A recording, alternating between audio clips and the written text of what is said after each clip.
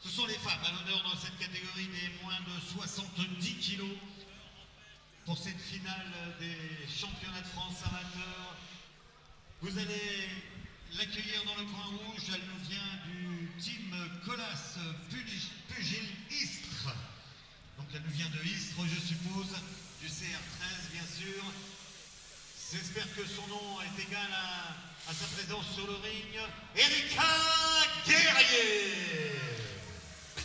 La boxeuse du sud d'Istres face à une parisienne qui est la championne de France en titre. On va découvrir dans quelques secondes. Qui est donc Fanny Gall, qui a 29 ans.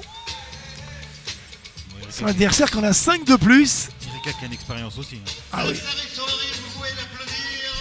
Erika Guerrier. Du team de Colas, qui était un grand nom de la boxe. Hein. Jimmy Colas et ses frères et toute l'équipe. Ouais, c'est une belle école.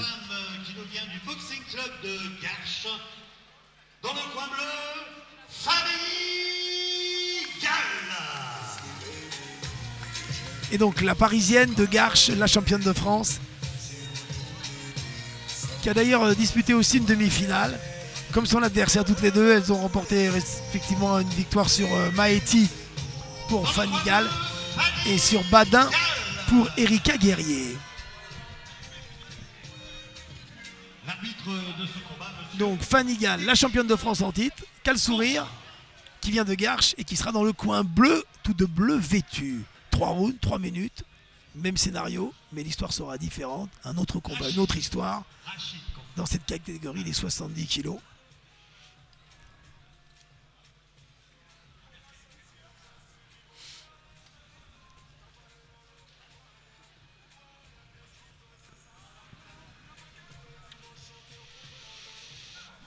Et on retrouve comme arbitre Monsieur Canfois.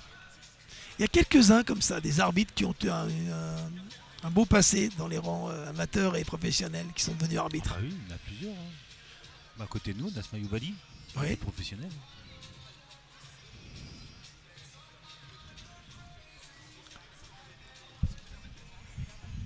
C'est bien de transmettre d'une façon ou d'une autre. Moi, je précise à côté de nous, mais qui ne nous regarde pas et qui ne nous voit pas. Alors, et c'est parti. Premier round. La championne de France donc, en bleu.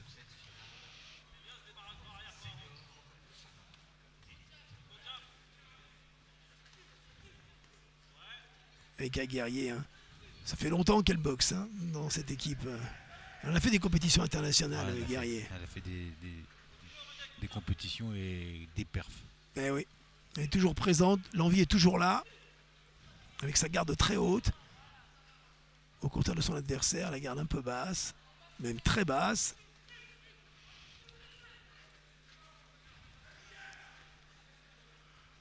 Garde basse, ça peut vous faire perdre un combat. Hein. Et ça, les entraîneurs n'aiment pas. Hein. Quand un boxeur il a, ça c'est des choses. C'est dur. Mais oui. Ça c'est le problème parfois de vouloir copier. Le problème c'est qu'on veut copier des boxeurs pros. Mais alors que, exactement, alors que ce n'est absolument pas l'environnement et ce n'est pas la nature de la boxe olympique, qu'on n'appelle plus la boxe amateur d'ailleurs. Hein. Oui, bien sûr. Vous savez, moi j'ai des jeunes hein, sur le pôle à Nancy, et quand je leur prends les combats pros, les Canelo ou quoi que ce soit, je les montre comment ils boxent en amateur, ils avaient les mains en haut. Eh oui. Et Oscar de la Hoya était un extraordinaire boxeur amateur avec une boxe très sobre et les mains en haut. Exactement. Quand il est champion olympique à Barcelone. Les Weather, pareil, il n'avait pas les mains. Exactement. Les Weather qui n'est pas le même en pro et en amateur. Mais oui. Aucun ne se permettait ce type de fantaisie ou d'attitude. Elle a remis d'ailleurs sa garde haute. Hein. La championne de France, Fanny Gall, même si la nous voilà elle.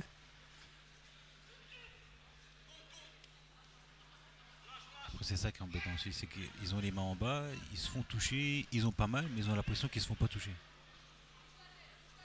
Le problème c'est que les juges ils voient des touches. Et quand on a les mains en haut, bah, c'est bloqué.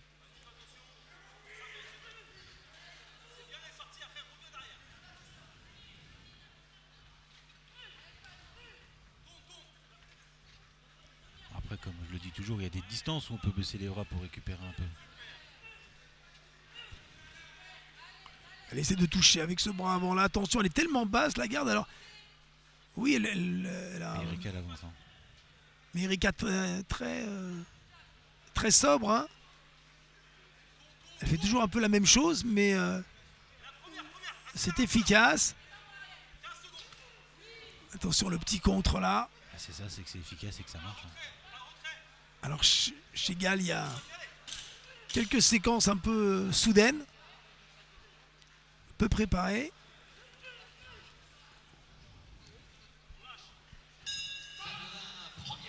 Ça va être compliqué, hein, ce combat. Ça va être serré. Oui. Eh oui. Les deux restant debout dans leur coin respectifs. Elles sont importantes cette minute, hein, ces toutes petites 60 secondes hein, pour récupérer, pour pouvoir enregistrer quelques petits conseils, parce qu'il ne faut pas en même temps trop en donner. Hein. Non, après ça c'est deux filles qui ont fait du haut niveau aussi. Je sais qu'elles ont déjà travaillé avec les équipes de France. Donc elles ont une expérience quand même, une maturité. Et puis dans le coin, comme vous le dites, il faut laisser le boxeur respirer. Parce que si le boxeur respire pas, il n'écoute pas. Hein. Ou alors il va vous dire oui, mais oui, laisse-moi tranquille. Ah ouais. Mais bon, en général, on connaît son athlète, hein, on sait comment lui parler.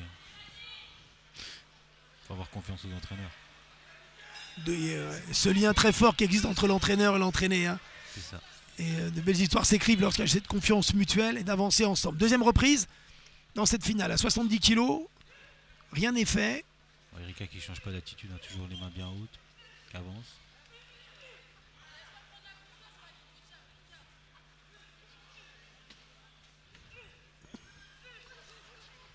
Elle est capable, hein, Fanny Gall, avec ce bras avant. Elle est plus.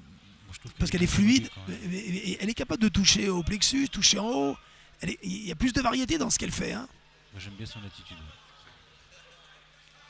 Le problème, c'est qu'en face, comme vous l'avez dit, c'est simple, mais ça marche.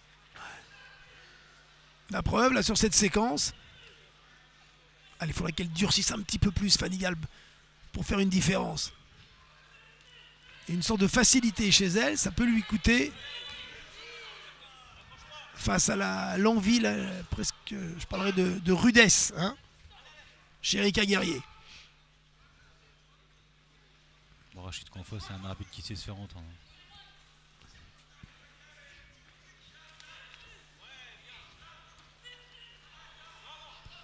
Attention à la tête basse.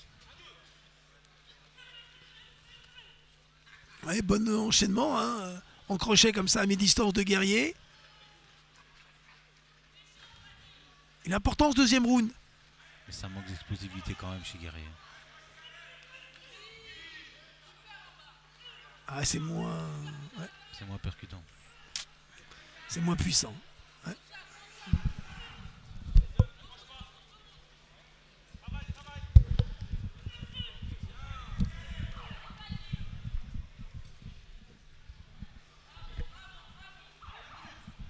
Il y a de l'intensité quand même dans tous ces combats en finale. On le veut le titre. Ah, c'est tellement important pour la suite. Mais c'est bien. C'est bien de voir des boxeuses et boxeurs qui veulent gagner, qui ont la gagne. Ce titre national d'ailleurs qui est très souvent dans le monde professionnel dévalué, alors qu'il était très important de le défendre à maintes reprises.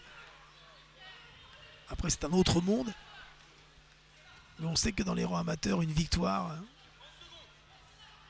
Alors chez les jeunes, chez les espoirs, puis ensuite chez les adultes... Ça valorise beaucoup de choses, ça valorise le club, ça valorise l'athlète, l'entraîneur, l'entraînement. C'est vrai qu'on a tendance parfois à l'oublier, mais il y a une dimension collective hein, dans la boxe. Le boxeur est certes seul sur le ring pendant 3 minutes, mais il y a un travail d'équipe qui est fait en amont, il y a un travail d'équipe pendant les minutes de repos, puis après. Il ne faut pas l'oublier, la réussite c'est celle d'un groupe, l'exigence d'un groupe pour pouvoir atteindre ensemble des objectifs. Alors, deuxième round, quelques ralentis.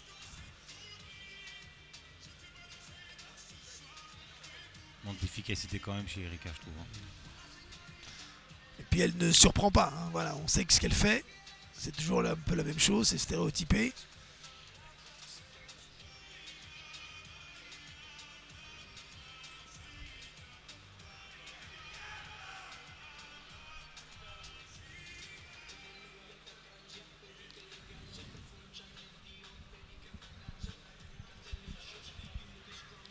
Alors on va attendre maintenant l'engagement dans cette troisième et dernière reprise. Attention, le protège-dents, il demande à l'arbitre si les deux boxeuses ont bien leur protège-dents. Allez, on les encourage, on fait du bruit s'il vous plaît. Troisième et dernière reprise. Allez, c'est parti. 3 dernières minutes.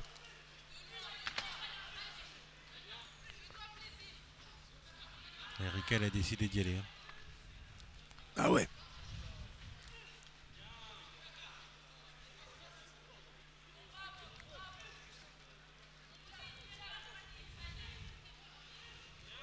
Oui, c'est bien, l'esquive, hop, en reculant, la droite derrière, et à nouveau, et ça tourne à droite, à gauche. Ça marche, les crochets pivots, ça fonctionne bien. Ouais, et puis elle est dure à cadrer, dure à cibler. On le voit encore avec cette séquence efficace. Hop, le bras arrière.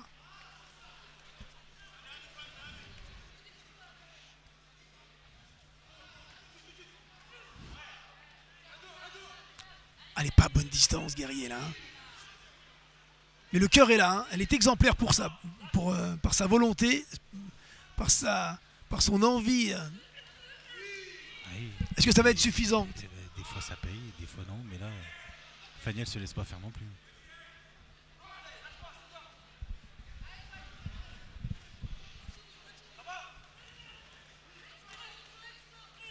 Oui, à nouveau ce bras avant. Ah, il y a un bon coup d'œil. Hein, il y a une certaine aisance chez elle hein, dans ce qu'elle fait, incontestablement. Il y a une sorte de facilité. Et puis comme très souvent chez les athlètes un peu faciles, très coordonnés, bah, il y a moins de rigueur. Donc c'est le juste milieu à trouver. Mais sa palette est supérieure. Hein.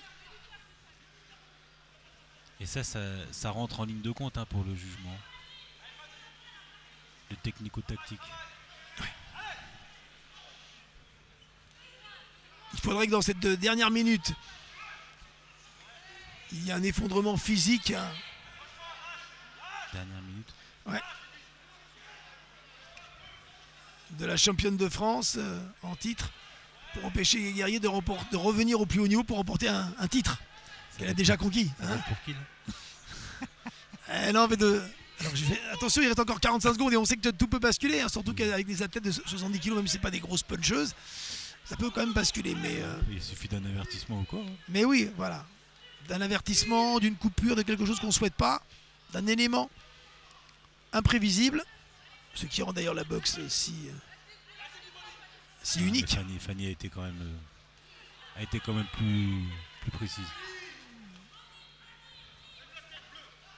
Elle est trop proche, trop collée, elle n'a pas les armes techniques là, elle se fait contrer encore avec ce bras avant de la vitesse et encore le crochet gauche. Ouais, Fanny qui finit plus fort même. Ouais. Même si Erika a été exemplaire en termes de volonté, c'est un combat qui se termine donc au point et la victoire. On va être prudent à nouveau, bien entendu selon la tradition, qui devrait théoriquement récompenser la boxe plus complète. C'est ça. Voilà. Non mais c'est vrai que sur le combat sur là, la dimension technico-tactique supérieure. sur le combat là, même s'il y a eu beaucoup de débit chez Erika, il y avait plus de maîtrise quand même chez Fanny. Après, c'est les juges qui décident. Elle se salue, toujours beaucoup de sportivité. Hein. C'est important de le préciser. Dans ce sport physique, regardez cette ceinture. Fédération, voilà, la date, le trophée. Trophée qui va pour la finaliste et la ceinture. La ceinture. Mais bon après le trophée c'est pas dévalorisant. Non. On fait une finale de championnat de France. Moi j'aurais bien voulu en faire une tous les ans. Hein. Puis un titre national c'est beau.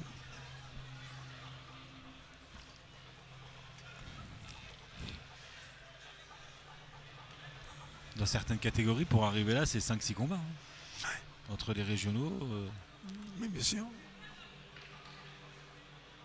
La décision, le suspense, alors que le prochain arbitre qui est au bord du ring, monsieur Raja se prépare, il vient mettre ses gants. L'attente, le speaker qui attend que les officiels de la Fédération française lui transmettent le pointage. Et que ce cher Martial du Tortoir, qui depuis longtemps officie en tant que speaker officiel, on l'a vu dans de très nombreuses soirées depuis plus de 30 ans, toujours avec son cœur. Une passion aussi. Et son envie, et sa passion. Elle est communicative. Voilà. On écoute. La décision est déclaré vainqueur de ce combat dans cette catégorie finale élite, moins de 70 kilos. Le pointage 3-2. 3-2. Ouais. Le coin bleu, Fanny Gall. Serré, 3 juges à 2, victoire de Fanny Gall. Mais après, je vais pas dire comme j'ai dit, mais comme on l'a vu, Erika elle a débité. Elle a débité. Donc l'activité a été prise en compte dans cette finale, absolument. En tous les cas, c'est une victoire donc 3-2 d'une athlète qui a montré plus de palettes technico-tactiques, même si le match était donc à l'arrivée serré pour les juges. Elle est toujours championne de France, Fanny Gall, après ce titre remporté l'an dernier et cette année. Et sportivement, elle lui lève le bras aussi. Mais c'est bien. J'aime bien, moi. Ce sont des moments importants que de... Oui.